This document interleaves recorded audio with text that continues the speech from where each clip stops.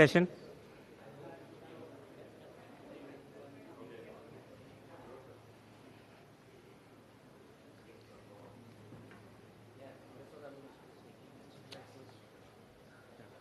Hari from Venture Intelligence on stage, please.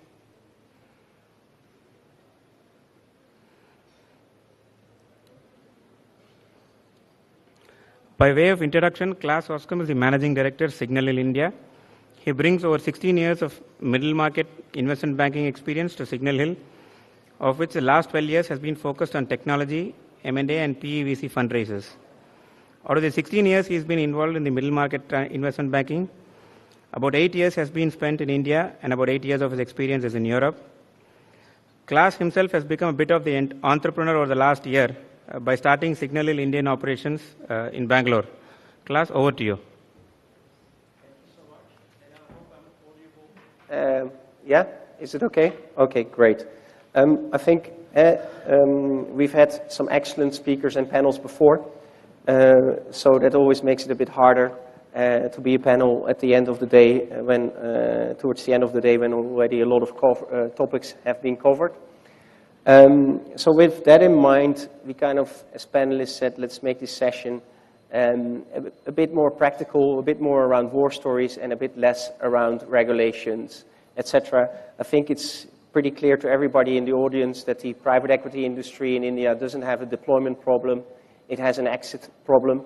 So when we're looking at this session of today around M&A and alternative financing options, what we'd like to do is really focus around, what as a practitioner, whether it's, a CEO of a company who's building a company, does it take to get M&A done, and can the entrepreneurs here on stage share some of the war stories that they've gone through to kind of get returns for their investment and get a good exit both for themselves as well as for their investors.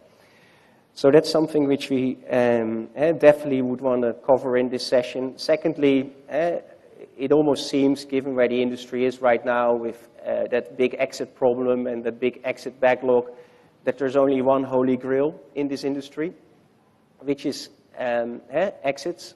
But there's also other ways of enhancing returns, being a bit creative in how you structure the financing of your company. So that's the other topic that we in this panel would want to spend some time on, focusing on, apart from equity and bank debt, which are the logical and the most available sources of capital, are there alternate sources of capital, such as subordinated debt, mezzanine debt available that can help you finance your company and enhance equity returns? And are there also other sources of maybe equity capital available than traditional private equity and venture capital, for instance, corporate venturing? So those are also some of the topics that we would like to touch on to kind of widen this perspective a bit, and also in the face of what was dealt with earlier. So what I'd like to do now is kind of immediately dive into the nuts and bolts of getting M&A done, and hear from an entrepreneur who's been there, built a company in which he had venture investors, and he can probably share with the audience what went right and wrong, and what along the way of building that company was required to get a successful exit for everybody. And would like to hand it over to you, Madan, to kind of kick this session off and help the entrepreneurs in the audience understand as to what's really required to get a successful M&A done. Sure, Claes. Thanks, and it's a pleasure to be here, trying to share experiences of what we went through almost 6 years ago. Just looking at the date line, so it's almost 6 years to the date that we started the relationship with Manipal. So maybe a quick, Claes talked about war stories, so maybe a quick background of the first 5 years, and then I'll get to the to how we were thinking around issues when we started talking to Manipal.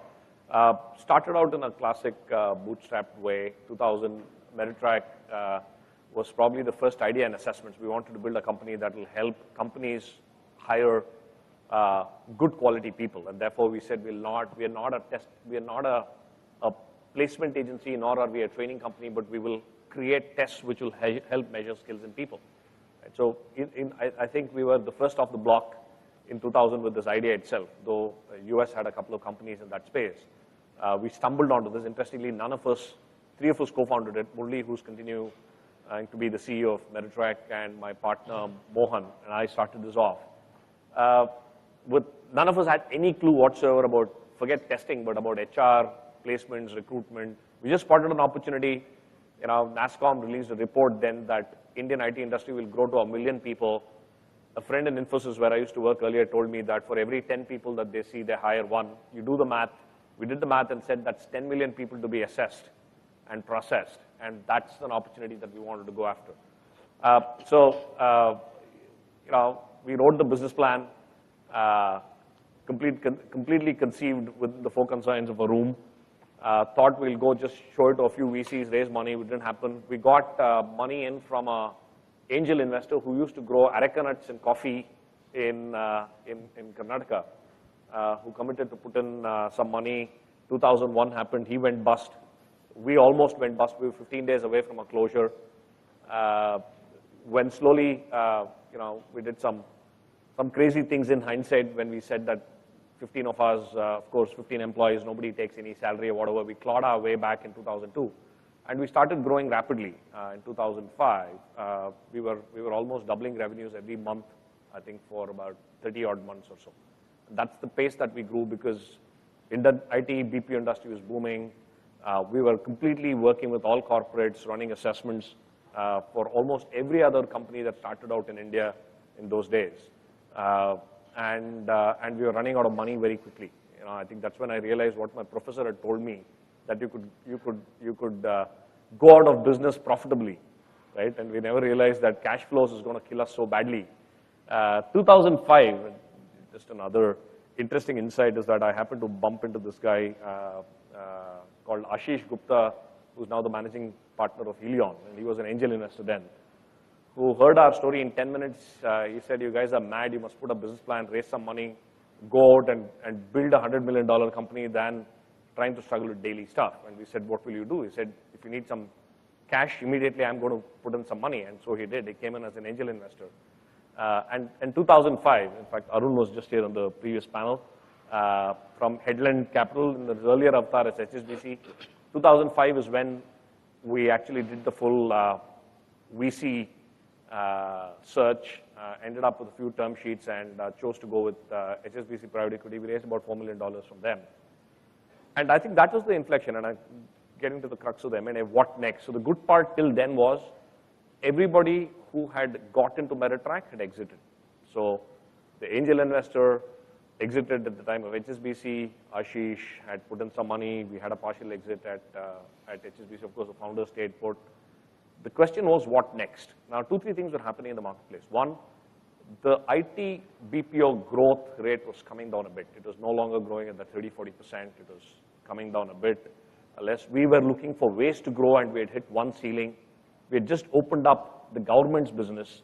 We started working with government recruitment projects in 2006-07, which were use the money to expand sales, to expand delivery networks. We're still growing, but the rate of growth was not coming in the way that we wanted to. One of the sectors that we looked at was education. Right? We're saying, okay, a whole lot of exams happening in education. How do we get in there? Now, because we had cut our teeth in the corporate market, we understood what it is to be, what corporate is, but we had no clue about education. And that was when the seed of thought was saying, what about partnering with an educational institution and trying to figure out how do we service them? So we had a lot of internal discussion saying, will it mean providing services free for an educational institution for 1 year, learning the ropes and then learning how to do it and then go on, or should we go to one of the private education entities and look at equity participation, right? And for us, that was the driver of growth. We were saying, how do we grow into a new vertical with a partner? And that conversation started off with Manipal with a common introduction by a friend who was on the board of Manipal. And I happened to meet with Anand Sudarshan, who had just taken over as CEO. So it was, in a way, you need to be right place, right time. Manipal had just raised equity. They were looking to grow. We were looking to expand into education. Interestingly, Manipal had an assessments company that was serving internal entities. They were like figuring out how to grow that piece. And you can imagine the conversation. In 2 hours, we had talked about all this, and we went back saying, you know what, I think there's a lot here to talk about, right? And I'll come back to the thinking process, but for us, the driver was that, on how do we grow, and how do we make sure that we are able to expand into newer verticals by leveraging what we have and leveraging what someone has, right? Yeah, we'll get to the other parts of No, I think this is a great insight, and you're basically saying one is there was a strategic driver. It was a win-win for both of you, right? Both for Ameritrack as well as for Manipal. It was the right place and the right time. I think I'd like to hand it over to Vikas to also hear his story of how Brain Visa got acquired by Indicom, and if it also had elements of strategic drivers and right place, right time. And after that, would want to hand it over to Jayesh to kind of maybe discuss a bit what can the ecosystem do to create more strategic driver and right time, right place events so that more of these can happen. But yeah, I'd like to hand it over to you first, Vikas, and maybe you can kind of share your perspective of how you grew the business and what led you to successfully exit the business. Okay, so we formed Brain Visa in 2000, similar to Ameritrack. We also knew nothing about education, and we decided to do education. We started with this concept of having CAT coaching online. So you had this IIM tests, CAT, and all this GMAT and all. So we thought we'll provide it online. After 1 year, so we got funded by a venture called Infinity Ventures, which doesn't exist anymore, right? In 2001, we realized that it was a disastrous idea because the bandwidths were very slow. So nobody was wanting to actually study online. Remember that time, there was no exams which were held online. So Mother will also appreciate. So in 2001, like him, we had maybe 10, 15 days of cash left. We were not sure how to pay the next salaries. Then we decided to get into e-learning. It was a mere chance. ICICI Bank needed a LMS, and so I sat night outs and we developed a LMS in 15, 20 days and gave it to them. And then ABC Consultants wanted some e-learning stuff, and we realized that, hey, e-learning seems to be a good business to be in. And we shifted from a product company to a services company, and we did pretty well there. So we became the top 3 e-learning companies in India. Used to do work for almost 50 to 100 Fortune companies in US, Microsoft, UPS. We did pretty well there. In about 2003, Westbridge came over and took over the portfolio of Infinity, and then Sequoia took over the portfolio of Westbridge. So we finally were Sequoia funded, right, in 2005. What I'll do is I'll not go too much into the business, and I would like to focus a little bit on what happened at the merger acquisition stages and what happened slightly later than that, because I think that'll give you some interesting insights.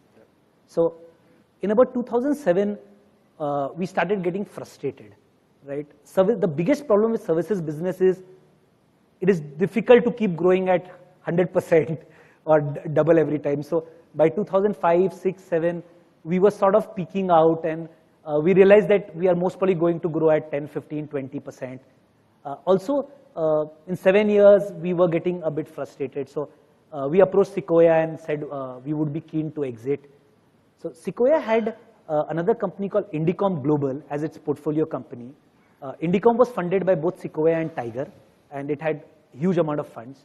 Indicom Global was a KPO based out of Bangalore, and it was basically, what it was trying to do was create an umbrella sort of structure, not have anything of its own, but acquire about 5-10 companies in specific spaces, have a common set of clients, and service that client through these multiple companies. So slightly complex model. So they were very deep into mortgages and all. If you remember, 2007 was the time when all this housing crash happened and all. So a lot of people were renegotiating their mortgages and all. So there was huge business in the mortgage space. So they had a mortgage space, they owned a technology company, and they were keen to acquire an e-learning company. So hence Sequoia proposed that, and they looked at Brain Visa and they were keen to acquire us. the interesting part was they were willing to do a 100% cash deal. So if you ask around, you'll find out that in acquisitions, it is very, very rare that somebody gives you a 100% cash deal. Most of the time, it's an equity swap. So 100% cash deal is something you really should not take it, right? So we decided to go ahead and take it, right? What happened after that is very interesting, is that the acquisition was per se not very comfortable among both the parties. So while the acquisition went through and everything happened, but we finally, all the promoters exited. And one thing we realized that acquisitions, especially in India maybe, and maybe it's across the world also, there's a huge issue which emerges. What I call it as the local optima versus the global optima issue. So we were still the, Kua ka Medak types, and we were still convinced that, we are running BrainVisa, right? Our company, and we wanted to grow that. But Indicom wanted to grow its global companies, all its companies. So we were a small part of the whole pie. So things like, the extra cash we were generating, it would like to take that cash and put it into some other company which needed it more than us. But we were not convinced we wanted to give that cash. So we kept focusing on the local optima that BrainVisa should grow, while Indicom kept focusing on the fact that Indicom should grow. And there was a huge conflict there, which if you start thinking for 2 minutes, seems inevitable in any scenario. Because if you are a founder and you own a company, you will love that company. So till you are part of that, to imagine that you will, suddenly one day start thinking of your global entity, it's a difficult thought to imagine, right? So honestly, we could not do it at least. So we kept thinking of how to grow BrainVisa, and Indicom kept thinking of how to grow Indicom, right? They kept giving us, because what they had done was they had a common board which sort of overseed the whole Indicom thing.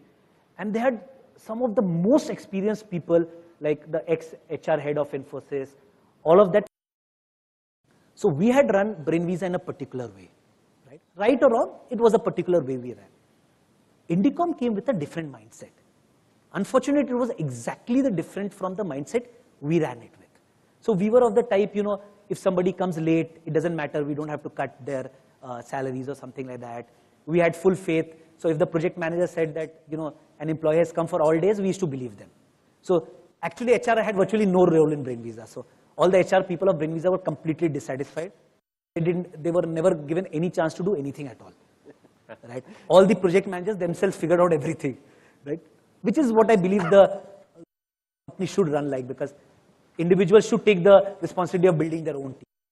Anyways, now Indicom had a more structured approach. They had a HR process, and they wanted everybody to go through that process. They wanted monitoring, big monitoring, and the whole team of BrainVisa resisted that big time. Not because it was right or wrong, but it was simply because it was just different, right? And within 3 years, virtually the first level, the second level, and the third level, everybody quit, right? So after 3 years, the team was completely shattered, and they formed a completely new team. So remember, when you acquire a services company, you're primarily acquiring people, right? And the clients, but primarily the people. You actually ended up losing virtually all the people in the top levels. And that's really because of the cultural change. So it wasn't as if their approach or our approach was right. It was just that it was too different. So these were the 2 basic problems which we kept, because of which we, we didn't have a compulsory thing to stay there. So unlike, in acquisition, which people typically, they have a 3 to 5 year clause that you have to stay and support the company. Indicom didn't want that. So we had not signed it, but we thought it was a more years. So we tried to stay 3 years, but in the last 1 year, the conflicts were becoming just too high. So it was sort of, when we left BrainVisa, it was like sort of good from both sides. So I think Indicom was quite happy that we left, and I think we were also, let's explore other opportunities. Right? So 2 things which happened in our acquisition: the global optima problem and the cultural issues. And my guess is it's going to happen in all acquisitions. I think, thank Vikas, and look, having been an M&A practitioner for 16 years, we've seen deals go right, we've seen deals go wrong, and most of the time deals go wrong over culture. In the end, it's people working together, and as we've discussed in the panel before, you can have all sorts of legal contracts, but in the end, the people working together need to make it happen. And if they are no longer comfortable with each other, value gets destroyed instead of value getting created. If I can just take a minute, and very interesting, I want to just bring out. I thought you will refer to that. Yeah, so exactly those points that Vikas mentioned worked in Meritrack's case. Right? Fantastic 6-year. All the founding team still is within Manipal. And the interesting things. One, none of us ever had any agreements to stay on for a particular pocket. One. Secondly, clearly, we said that we've struggled now for 8 years. We need to smell some money. We diluted a part of our equity when Manipal came in. Right? We held on to our part, but that had nothing to do with us staying back. I think the fundamental premise on which we operated the entire transaction relationship was one, trust. As I think, as Klaas mentioned, and I think the previous panel said, we can sign all the agreements that we want, but intent is not to screw up. Right? If intent is to trust and work with each other, we'll go places. Secondly, even if you look at Meritrack's website now on the cards, we said Meritrack has to be an independent brand run entrepreneurially with its own board. Manipal, we have 3 types of relationships with you. One, as a customer, you have to give us the Manipal accounts for a significant part of Meritrack's business. Right? Secondly, we will treat you as investors, which means we will have you, we will treat you as we would do. You come to the board meetings, we will make sure that we are signing up for growth and we'll make that grow, but the management of running the entity is ours. It's our responsibility to run the company, and we will treat you as investors. That is the second part. Of course, you will have to be philosophers and guides for us as we go along this, not as board members, but more as people who want to make this ecosystem grow. And I think that in-principle agreement between us, the team there, when we actually signed off, said, nothing written about it, but this is the way we'll operate. And if you have fun, you guys stay back. If we enjoy working with you guys, we will stay engaged. And that's how it 6 years. So several of the pitfalls, I don't know, with hindsight you can always do it, but maybe we didn't. We just went along saying this seems to be the thing to do. And I think one of those rare cases where it's been the best. You got a customer, an investor, and a great set of people to work with. In the last 6 years, right? And the senior management team, we've not lost anybody because of Manipal. Of course, there have been attrition issues due to other things, but I think that's been the beauty of the last 6 years. I think very helpful, Madan, and I think we only have a sample of 2 here, which is not statistically significant, but the world over people will tell you that only half of the M&As work out. So the sample seems to prove it. To now give Jairus the opportunity to kind of share his views around what you feel in as a practitioner who does helps a lot of companies around M&A. What can the ecosystem do? And the private equity, venture capital ecosystem and the larger ecosystem around it, kind of get more of those situations which Madan involve some luck, some timing, happen, meeting of minds happen, so that more accretive transactions can happen, which can really help the ecosystem go. Thank you. Since 2 of the earlier panels 2000, so let me also build upon the 2000 theme. Started Juroscope in 2000, and this is not a plug for Juroscope, believe me. As a boutique banking and finance law firm, and at that thought, you ought to be mad to start some niche. But believe me, before starting it, I did speak to certain bankers. One of them who's a close friend and runs a large PE firm now. And I got validation of the thought. So that's the point, independent advisors. Get advice from people who are on the sell side. And no offense to investment bankers out there. But the challenge really is getting someone on board, whatever form, manner, friend, philosopher, guide, or a company, or whatever, who is really looking at it not just from your perspective, but as an independent well-wisher and giving inputs. It's so easy as an entrepreneur to become sort of the father of the bride, and literally, if you've seen that movie, attached to the daughter, and not realizing come, let go, course required. So having somebody on board from day one, but at early stages helps. The other the ecosystem is, putting value from day one. Let's get it right the first time. So let's have really, not just on paper, or we'll just start doing real things when a PE investor comes on board. No, don't do it that way. Start from day one, compliances. As lawyers, we really get upset when we ask the investee company, we have your current articles, and we get 3 different versions. And we take time to figure out which is the real version, amend. And this is not stories like, even in December, 2 of my colleagues' Christmas got spoiled.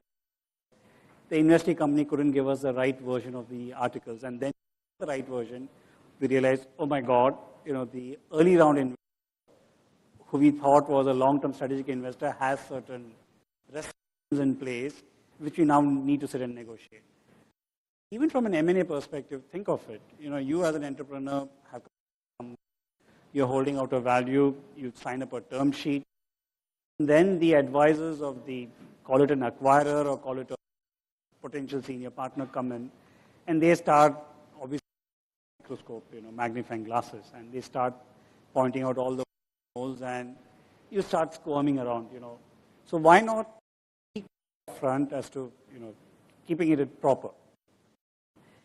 Additionally, look at it this way. Yes, there is a control issue. Do you do a total sellout, all cash deal? Do you do a off deal? Do you do a bit of both? I don't think that's the key criteria. Really will be that if it's not all cash, if it is a combination, what are you getting down the line? And even if it is all cash, do you do a time sellout? Do you do an earn-out model? Look at it from the acquirer's perspective. And the acquirer could be a pure financial investor, a strategic, or corporate PE type. For them, it's more sort of an insurance policy if the seller is saying, upfront, and these are the projections which I think can be willing to wait out for the next 3 years and then take the balance up. And it is not a precondition that because you're not paying me in full upfront, you have to be in control. So flexibility, creating the mechanism, it does help a lot. So going a step backward, when you do the early round investments, be clear as to what can happen down the line. You may come across somebody who wants to buy you out, but early round investors may come in the way for whatever reasons. I'm talking of multiple promoters. How do you handle this right? So even entrepreneurs started it, are best of friends or whatnot when they start. It makes sense to have a mechanism in place that who will take certain decisions. So if it's an investment decision, who will handle it, or if it's a sellout decision, there has to be a mandate in place upfront. You can't, when the time comes to sort of sign up, and then you start as to between the 4 or 3 or 2 as to who would what. And we have been through one company, investee company, where we did the first, second round, and then the sellout, and there were 4 co-promoters. It was very clear who's the operating guy, who's the guy who and takes a decision, valuation is right or not, etc. There was, sort of proper division of responsibility. It's actually a part of an ecosystem when you are more than one entrepreneur. Because an incoming person then sees, look, these guys are doing it professionally. It's not just an informal, friends and building upon that, and by the way, we make some money that way. Couple of practical points. At the cost of sort of shooting myself in the foot, don't leave alone in the room. We lawyers tend to huge, negotiate, bragging points. Look, I won this point, and you have to consider this point, etc. It's ultimately all a risk assessment. Therefore, we role in helping clients risk and many a times quantify the risk in sort of numerical terms. No point saying that, you know what, they not comply with X, Y, Z, okay, or there's a violation of ABC, fine. Clients are likely to ask that, okay, so what are the chances that, you know, we will, and if those are the penalty, what is the numbers we're talking about, compoundable or not, etc. So, and why I'm saying alone is, you sell out or you want that investment, so you know the value of it. So, you know, things like, okay, are you going to give an unqualified rep or not, or you'll qualify the rep saying that, to the best of my knowledge, after making ABC, don't get real. So that's challenge always.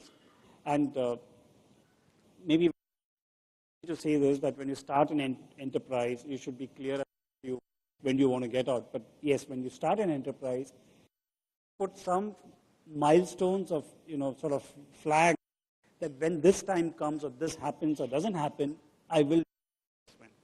If you have an independent advisor on board from day one, help you in that. Even if you don't have, you need to do a favor to yourself, that have some for yourself or milestones, at which point of time you will have to be honest. You know, we as a firm have done course correction. Things work, certain things didn't work. So at the point here is lucky. And some of you also were lucky that there were people around. So yes, it sounds like right time, right place is a shift. But those of you who have read Outlier will realize that, you know, it's luck. It's that plugging away at certain things fastly makes a difference. Couldn't agree more. And as our chairman always says, everything happens at the margin. Yes. And so that luck is something which you also make happen at the margin. I think no, that was a great perspective shared there, Jayesh. And Ajay, before I hand it over to you to kind of talk a bit more around alternative financing options, just apart from name, something which I've seen happen over the years that I've been in India. When I came to India 8 years back, very much promoter-driven market. And 9 out of 100 companies were promoter-driven, didn't have outside capital, didn't have outside responsibilities, and you know, the last thing any promoter wanted was sell his company to Indian competitor, because that was admitting defeat. That's the mindset when I came back 8 years back, and look at what, as a practice and as an M&A practitioner, how you make money was maybe on the buy side, working with Indian companies, trying to buy. And that's not the model that we make money on. We predominantly guys who help people sell businesses. And there we've really seen a mind shift. I think still more is to be done.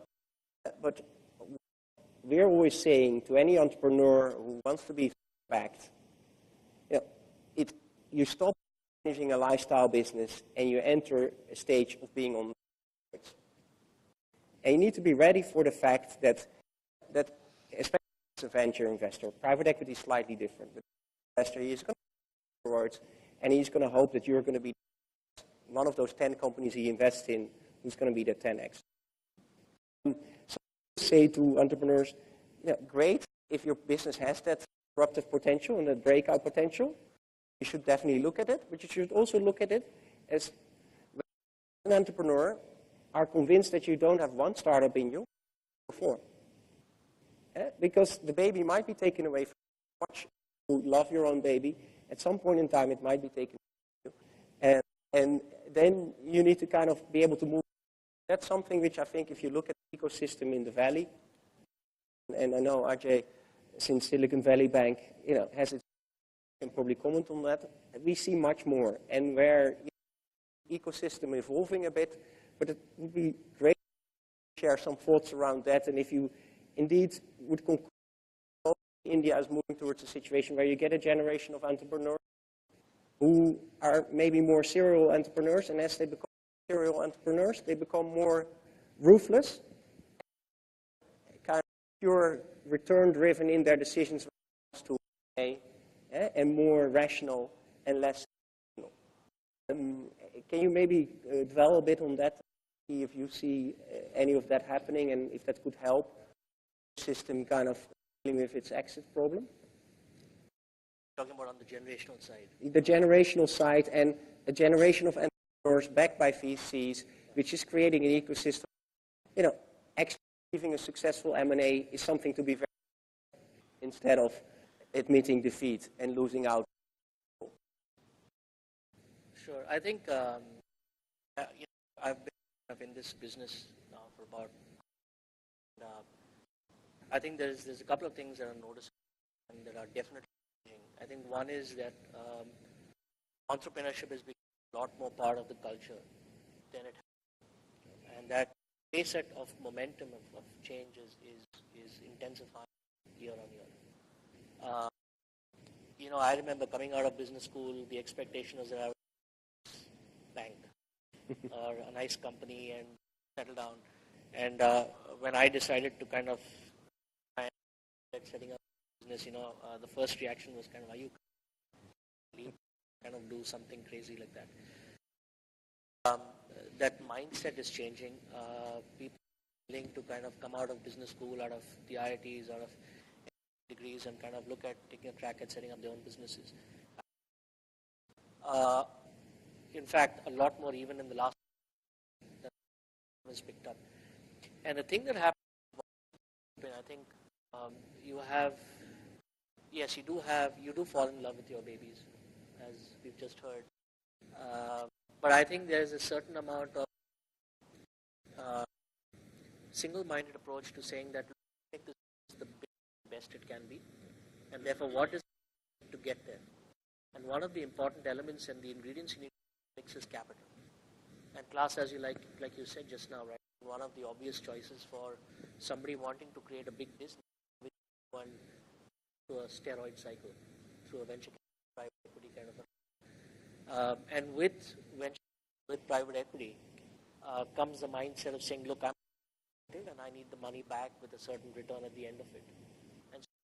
And so you're beginning to build a culture where it's acceptable to get into a company and then sell it down 10 years, 5 years, 7 years later for a big upside in which everybody benefits. And at the end of the day, you've left a solid company, solid business that's helping people, that's transforming lives. I think that mindset is definitely changing, is increasing. You see that the momentum, the flow that's happening in the venture capital world. So I'm pretty hopeful that the momentum will. Companies, again, private equity backed companies, are companies with financially motivated investors. These make good negotiating parties because they are large, accepting of control transactions, accepting of selling stakes. That mindset is increasing. To your other point, the alternative financial market, there's a whole class of investors, there's a whole class of lenders, there's a whole class of people, lawyers that the world not that have grown around alternative financing. It's de facto structure to finance acquisitions through the whole MBO and LBO structure. About in India, unfortunately, that I would say is still very nascent. Let's look at the market for capital in India is still very much dominated by banks. Private equity, venture capital investors are relatively more into this segment.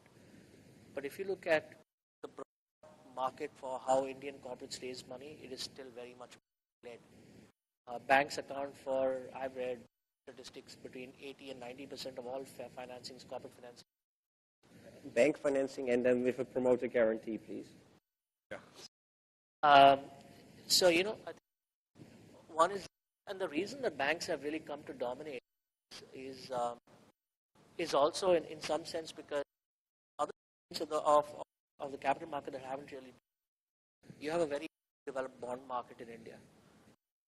You have NBFCs today increasingly being set up by private equity guys to do debt finance, but there are severe restrictions on NBFCs in terms of how you can bridge your book, how do you make investments.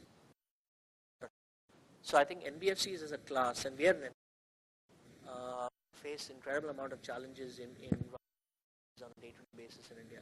So the role of NBFC, and which could have filled a large gap of segment, I think needs a lot more. There are debt players in the market that are set up as world over. You will find 20-30% of the venture capital and private equity being accounted for by alternative financing. Practically impossible to set up a business with foreign LP money. It's virtually impossible.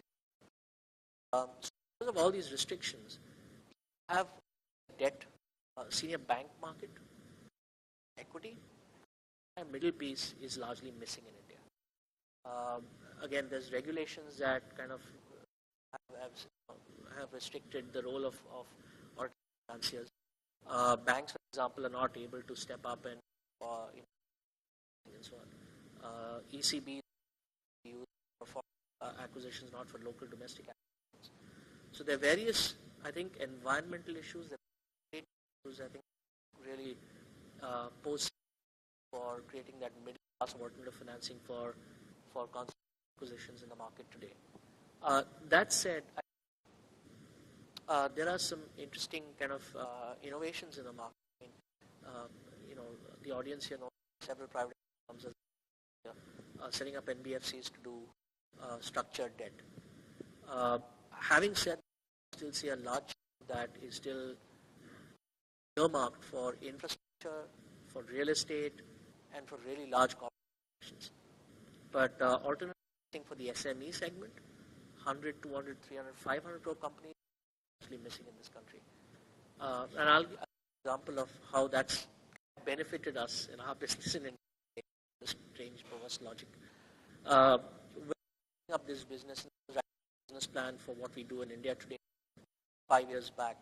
And by the way, just a little, it's relevant to the point, is that we provide alternative financing for stage and growth stage companies and private equity. So once a company raises capital, we can actually provide acquisition capital or venture debt and so on. Our target market, right, when we were setting up the business plan, if I look back at the assumptions, our was squarely early stage companies right from the time they raised Series A round, which could be still burning a lot of cash, which have still not built a huge collateral or an asset base, looking for capital, they're hungry for debt. And where we would play the role in the senior debt or oftentimes the debt into the. And that's our business model, and that has been our model going back 30 years in Silicon Valley. And so when I was writing the business plan, my thesis was that, look, this business would obviously, because there is no financing for early stage collateral light companies in India. And so VC-backed companies, should be funneled into us taking this kind of financing. That has certainly proved to be true to a large extent. And looking back now, 4 years of running this business, I would say that we've got a top share of the VC-backed companies in the market. But what's interesting, and bring up this point, is that this product actually started resonating well. Even the 100, 200, and 300 crore companies out there in the market that also had regular bank financing, had probably a set of working capital facilities, loans from other banks for their regular business, but who could come in cash ahead of the growth curve for these companies, other than the equity investors. So the equity investors would put money in and say, look, we believe in your business, here's the money, now go and grow your business. Debt from banks typically waits until the assets are created and the cash flow is in place to say, now here's the money to finance your working capital. But they need an extra layer of capital in the middle to say, look, we know you need to make an acquisition, you need to buy IP, you need to go buy that master franchisee, right? You need to go and buy, let's say, another office space. That financing for that was just non-existent. And I'm talking here about 300 crore companies that are profitable, that 50, 60 crores of working capital and term loan facilities, are still hungry for money. They're still hungry for that growth capital.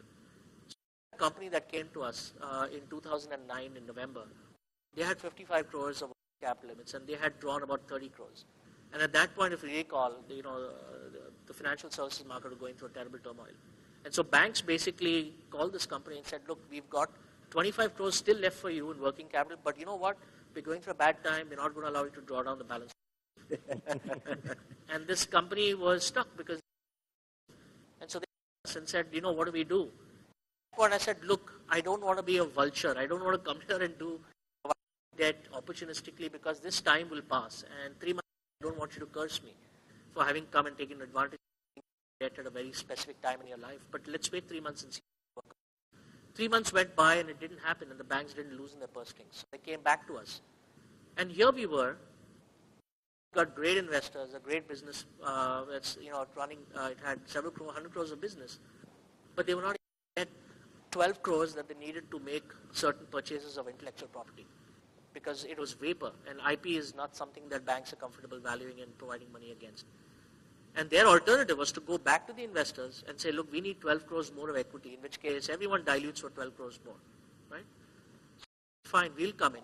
We'll provide a subordinated transaction. We'll provide you with the money. The existing bankers have a stranglehold of the company's assets, so they were not going to share their collateral lender. So we said, that's okay. We believe in the enterprise value of the company.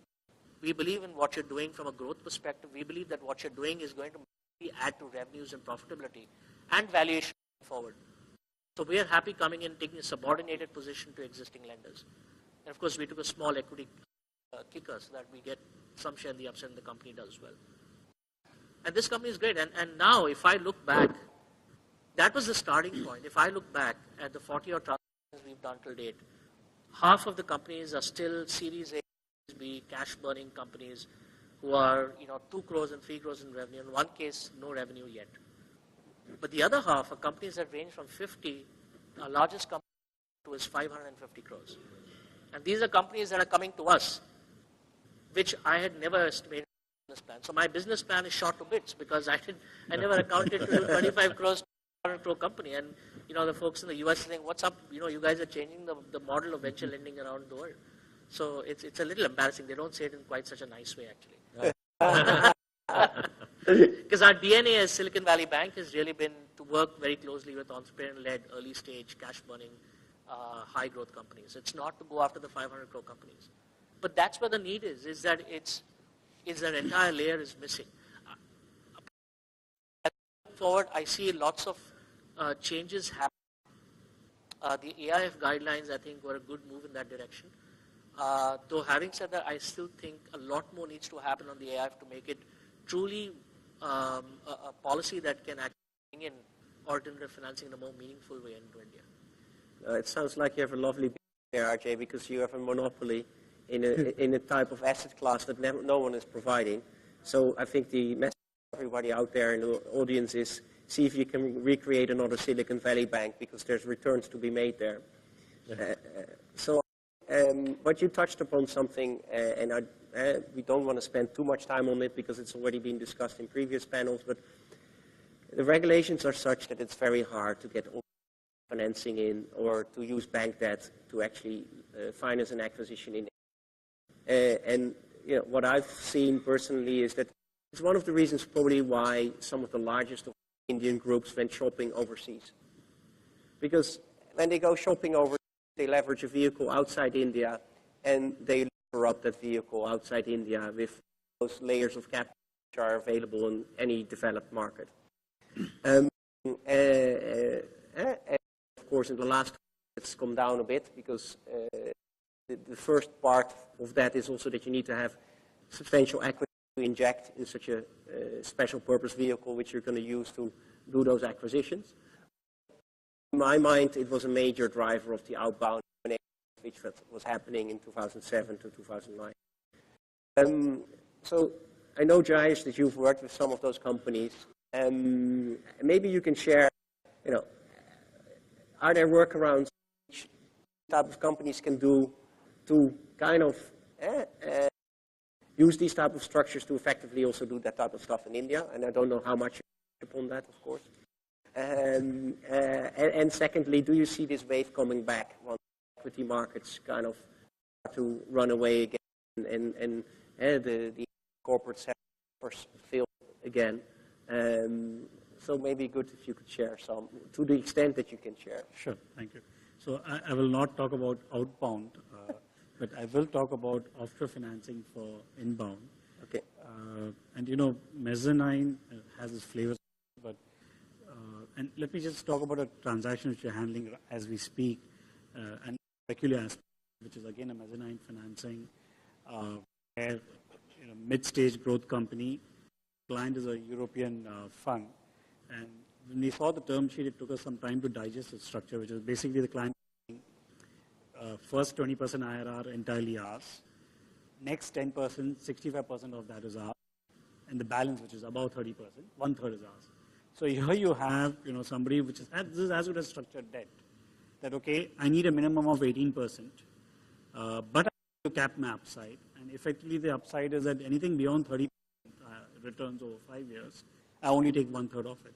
So that's a classic example of participative financing, which is actually debt in nature, but because of the regulations and restrictions of RBI, we have to structure it as a cross-border FDI using compulsorily convertible debentures and whatnot. But the point here is that there are players out there who are willing to do mezzanine financing. It's more a question of whether you as an entrepreneur are doing the right things, and this is not the right things in the context of your business, but how you're running the business, the comfort whether they get or not.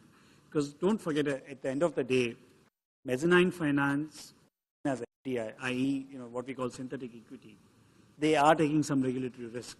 So they don't really bank upon the fact that tomorrow if you act difficult, they can take you to the cleaners and get you back. So it's a great element of trust which is required. And there are quite a few variants out here.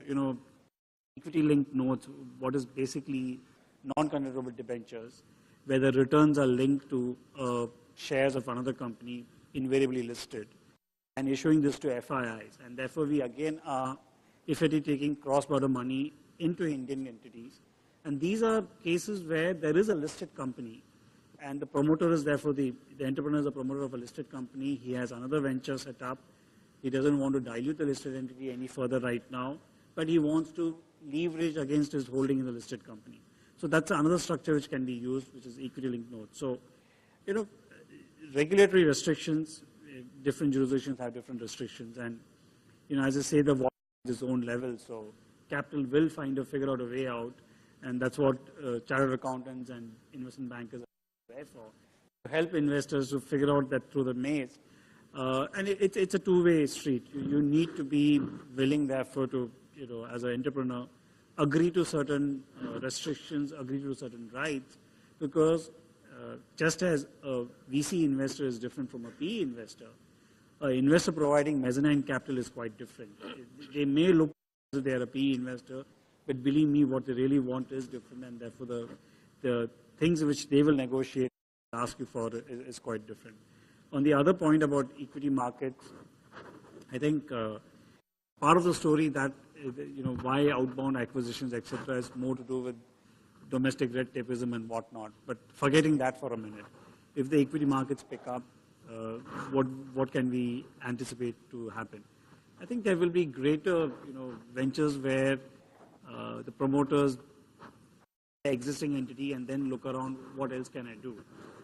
There are a lot of such stories happening which are not really your front page stories, but where the promoter is taking a view that, okay, I've gotten this to a sort of a mature stage, so to speak. This entity doesn't really require me to be a full-time hands-on. So what else do I do? What are the other opportunities I can spot? And how do I sort of leverage my existing operations? So I think we'll see more of those stories. Yes, the Indian equity markets don't allow, for example, third-party warrants or long-dated convertibles to be listed, where promoters can then access the capital market. So that may force some of the promoters to encash somewhat early on existing ventures, that they can fund the next round of ventures. So maybe that's one thing we can see if the equity markets really pick up. Okay, now that's an interesting perspective. I think one other element which we, at Signal Hill, have seen happening a bit is that, like the earlier panels also discussed, private equity and venture capital in India needs to be very patient capital. It's not a market where it's a 5-year, okay, Madan made it happen in less than 5 years, but that's the exception to the rule. In most cases, it's 7 years invest and hold periods, and sometimes even longer than that. And whilst there was, of course, in 2006 to 2008, a rush to get into the market and lots of foreign players set up, of late it's been more of a trickle, partially because the macro of India, but partially also because people have seen mixed results, the pure private equity and venture firms. But where we see new pools of capital sometimes coming into the country is around corporate. Of course, the likes of an Intel or a Qualcomm or a Nokia Growth Partners, they've been around for a long time, and Intel would have more than 20 portfolio companies in India. But of late, we've seen Bertelsmann entering the market. We've seen LVMH through its L Capital enter the market. We've seen Unilever backing a venture firm. So, and maybe that's capital which is well suited for India because there's a strategic angle there and there can sometimes be more patience, especially when it comes from a corporate balance sheet. Madan, did you ever consider it at the time that you required funding? Did you speak to any corporate venturing vehicles and any thoughts that you can share? Sure. In a way, Manipal's investment itself had shades of corporate venturing in it, right? Because essentially the way I understand corporate venturing is that you're doing it because you understand that space, you can add much more value to the company than what a VC would add, and you open up your entire ecosystem to this venture that you're backing so that you can grow faster, right? So all those elements existed in the Manipal thing, except the fact that there was no exit. So Manipal was not looking to exit from Meritrack, but was looking more at helping its own ecosystem. We did consider, in fact, around the time this was happening, as usual, word gets out. We got 2-3 entities coming and talking to us. From an India perspective, we have not seen at least in our space, I've not seen a classic corporate venture. It all had shades of investment being made, but eventually with an idea to integrate it back into the business. And we evaluated a couple, and I think the issue was around comfort and the fact that not just because it's as an example, but I believe that assessments have to be neutral. The moment it gets tainted with conflicts of interest, the assessment business goes down. I think one of the successes that we've had in the last 4 years is today we work with all competitors of Manipal, and they still see us as Meritrack and not as a Manipal entity, right? And I think that was critical for us. That was a unique case in our point. But having seen some of my other friends go through this, I think in the pecking order for an M&A piece, I would place corporate venture fairly high. Corporate venture fairly high because you need, at a particular growth stage, you need steroids not just for money, but connections, networks, ideas, and insights that can be brought by the venture, which a typical VC firm does not do very actively. Yeah, and I think what we also sometimes see is that it can act as a good house. Exactly. And people get comfortable with the business, get comfortable, they're part of the board, and that makes pulling the trigger. You're already aware of what the cultural issues are, and if you can manage them. Absolutely. So it's kind of, it's like an engagement phase. Yeah. You're not maybe, but still, thinking through that, if it is an engagement phase, is it structured in a way that you can still call off the marriage and find a new partner or not? Those are things that you do need to think about. Exactly. I think in this regard, Ajay, any thoughts that you can share around this kind of small emerging trend around corporate venturing, and any advice that you can give to entrepreneurs who might consider, corporate venturing versus a term sheet from a straight venture? Yeah, firm? I mean, I think the advice I would give probably is from the context of the panel that we are at right now is basically that, look, you've got to understand that these are two sets of investors. You have the VCs and the Ps on one side, who are called financial investors, and you have the corporate, venture on the other side. And the difference in the motivators or the drivers behind why each of them make the investment is it has a very direct impact on, exits. and the drivers towards an exit. So you need to be very cognizant about what the drivers are. Now, in the case of a VC or a private equity guy, the expectation is very clear. They're going to give you a chunk of money, and they want a bigger chunk of money at the end of a certain period of time. No two ways about it, right? They're financially motivated. They want to make an investment. They want to get an IRR back, and that's their end game.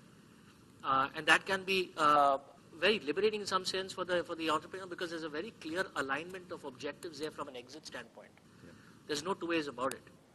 And having a financial investor is always, I said this, I referred to this point earlier, that having a financial investor or financially motivated investor always makes great counterparties for an acquirer, because there is a willingness to give up control for a control transaction. So if you're a company looking at a VC, more often than not, there is alignment of objectives from an exit standpoint.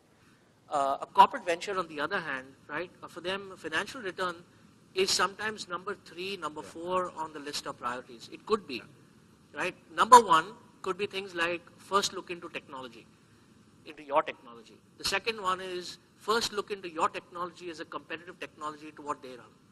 Number 3 could be business development. They want to take you and be part of a broader business go-to-market strategy. And then probably comes financial incentives in the transaction. So you've got to be very careful about what the motivations are. And, we deal with both worlds, okay? And I will say that there are advantages to either one. It depends upon what the company is looking for, what the founding team is looking for. And the best way to understand that is just simply to ask the CV, the corporate guy, how are you evaluated at the end of the year on the investments you make? How does your boss think of your investments? Are they asking you to show a return on investment? In which case, if they say yes, then you know that your financial incentives are aligned for an exit. If they say no, and they say that our return is dictated by how much more cross-sell business we can bring, or how much more of an insight can we get into technology by investing into you, then you know what the intents are. Now, having said that, the corporate venturing, like we talked about, is actually could be a sense of strength for a company from a fundraising point of view. Because the way they're set up, they have longer, more staying power in the game, right? So they're not hurrying you to an exit. They want to let you build. Number 2 is that since a lot of them come from the background of R&D, it's very helpful for a company that has a technology element in their business. So there are some real strengths to it. It's also possible when you as an entrepreneur take money from a corporate venture that you're able to dislocate their non-financial incentives with financial incentives such that you're all aligned, right? And I've seen many companies, and we have several companies in our portfolio which have investments both from financial investors and from corporate ventures. So it works. It's just that you have to understand what the drivers are and to recognize that the drivers could be very different. So it's not always a great thing. It's not always a bad thing. It's really dependent upon the situation and what you want to get out of it. RJ, I think those were very helpful comments. I think have we reached a point in our session that I'd like to throw it open to the audience for Q&A, but I think one theme which emerged from both discussing M&A as well as alternative financing option, there's no such thing as one size fits all. It always has to be tailor-made, and think out of the box, and then there's other options there. I think those are some of the things which I picked up from the various responses here. And first and foremost, of course, culture and being aligned in terms of your objectives, and it ends up being people doing the deal and creating the returns. That's always the first thing that stands out. I'd like to now throw it open to the audience, and if you have a question, either directed directly to any of the panel members or directed to me, and I will hand it over to one of the panel members. But yeah, I'd love to get a two-way street set up here.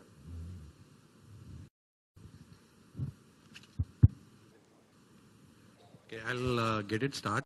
So this is to Vikas, and thank you very much for being so frank about your story and the issues. You talked about the first feeling a bit restive and growth not being so exciting in a services scheme, and you looked at a unique story. You went to your investors saying we are looking for an exit and not the other way around. So the question is, how do you and when do you break it to a team, which is kind of one level below you? As to you're looking to sell out, right? So in that sense, what if at all, you're bringing ideas to the table and a due diligence is on, right? How much do you expect, to let the second level get team involved, in those discussions? And what are any thoughts on, what you did well or not so well in terms of allowing the, acquirer to talk to your second level team? And when do you break that news to them? Is there any thoughts, best practices around that? Okay, interesting question. I think to this is slightly different. If you need to do this after 7 years, you need to start it 7 years earlier.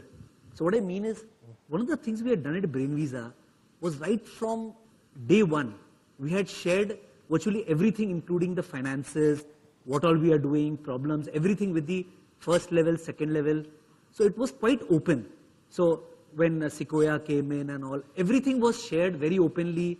People used to go, we had a open policy, so people used to be able to, just go to the CEO and ask blatant questions. Because of that, when we started talking with these investors and wanting to exit, logically started understanding. So, by then the first level has also become semi-entrepreneurs. And in fact, all of them later left and actually became entrepreneurs and set up their own companies. So the first level and second level starts becoming semi-entrepreneurs because you have given them a lot of freedom in the last few years. And they start understanding that at the end you also want money. So we never hid the fact that at the end you are setting up a company not for charity, but at the end you want some money out of it. And it is inevitable that a venture-backed firm will sell at some point.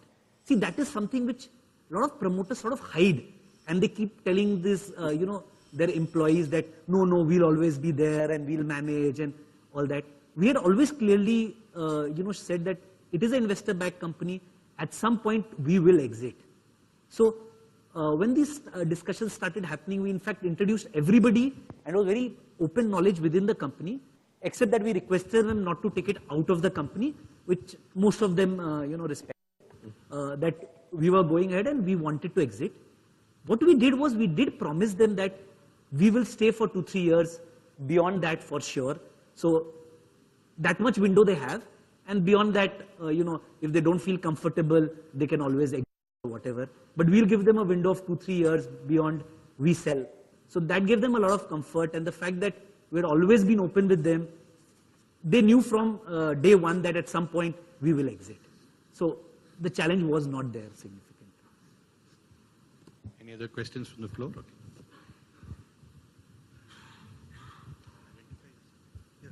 I'm Mangesh Padandar. I'm from Viol Medical Technologies. Could you speak up a bit? Sorry? Could you speak up a bit? Okay. So this question is kind of, self-destructing. But the question is, as an entrepreneur, the question I have is how do I get to the maximum number of investors so that I get maximum value for my venture? So when you say that you spoke to, say, Sequoia, so did you go to Sequoia or do you go to a venture, a forum where you get maximum attention? How do you go about it? Okay, so typically what happens in any situation, when you're looking for your first round of funding, you will go around and sort of ask everybody, attend all conferences, go to all events.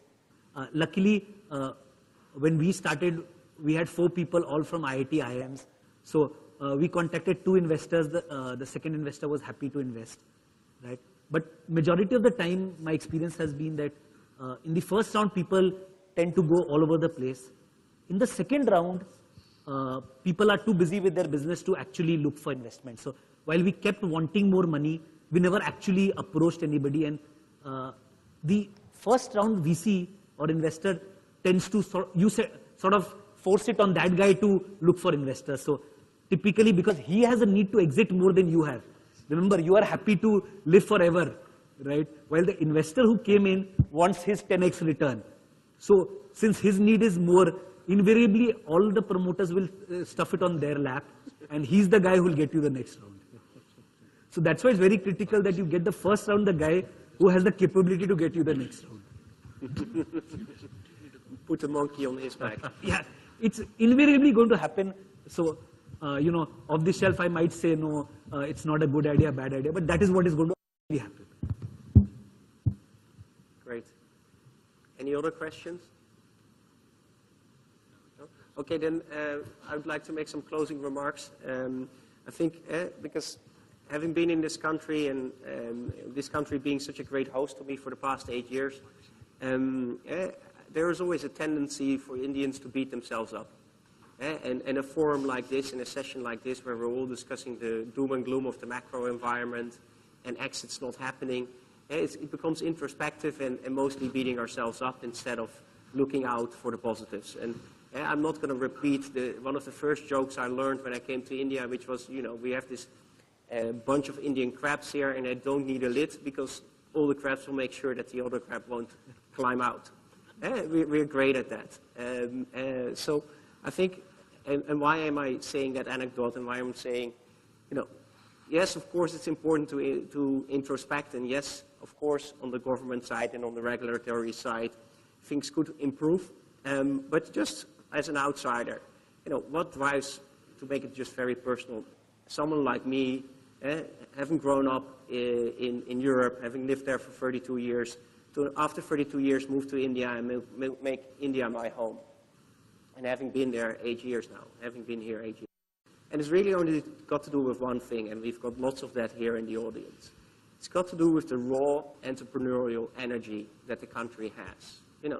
Every Kirana store, everyone here in this country, or almost everyone, is very entrepreneurial in nature. And that's the one thing that India has got going for it against someone like China, where from an infrastructure perspective, lots more things are actually taken care of. So, how I would like to close off the session, and I think the one piece of advice which I would want to give to all entrepreneurs out there, guys, stay hungry, stay foolish, and then everything will fall into place. Thank you. Thank you.